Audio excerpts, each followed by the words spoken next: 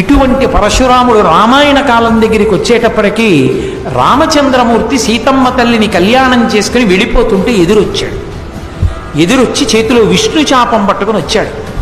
నిజంగా ఆయన వస్తుంటే పరశురాముడు వశిష్ఠాది మహర్షులు చూశారు. రామచంద్రమూర్తి యొక్క సైన్యం అంటే దశరథ మహారాజు గారి సైన్యం అంతా స్పృహ తప్పిపోయింది. పరశురాముడు వస్తుంటే ఎందుకో తెలుసా అండి, పరశురాముణ్ణి చూసి కాదు, ఆయన వస్తుంటే అంత ధూళి రేగుతుందిట. ఆయన తపశ్శక్తి అటువంటిది, ఆ తేజస్సు అటువంటిది. ఆ ధూళికి ఆయన వెలుతురికి చూసి పడిపోయారు వాళ్ళు.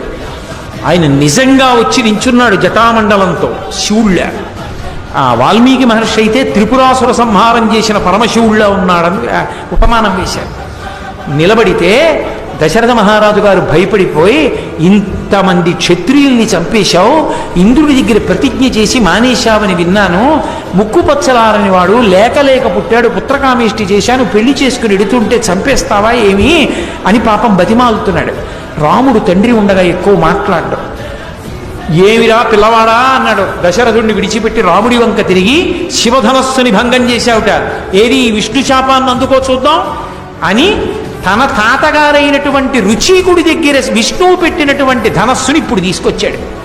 తన తండ్రి జమదగ్ని దగ్గర ఉన్నది తనకిచ్చాడని చెప్పి పట్టుకొచ్చి ఏది శివధనస్సుని ఎక్కువ పెట్టిన వాడివి విష్ణు ధనస్సు కూడా ఎక్కువ పెట్టన్నాడు.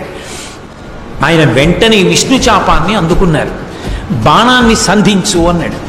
బాణాన్ని ఎక్కువ పెట్టి రామచంద్రమూర్తి అన్నారు, తండ్రి కోసమని చెప్పి అంతమందిని చంపావు కాబట్టి తండ్రి యొక్క రుణాన్ని తీర్చుకున్నావు, చాలా గొప్పవాడివి. కానీ నేనెవరో కూడా తెలుసుకోవాలనుకున్నావు, ఇది విష్ణు చాపం, దీనికి బాణాన్ని సంధించాను కాబట్టి ఈ బాణాన్ని నేను విడిచిపెట్టేయవలసిందే, దీన్ని ఉపసంహారం చేయడం కుదరదు.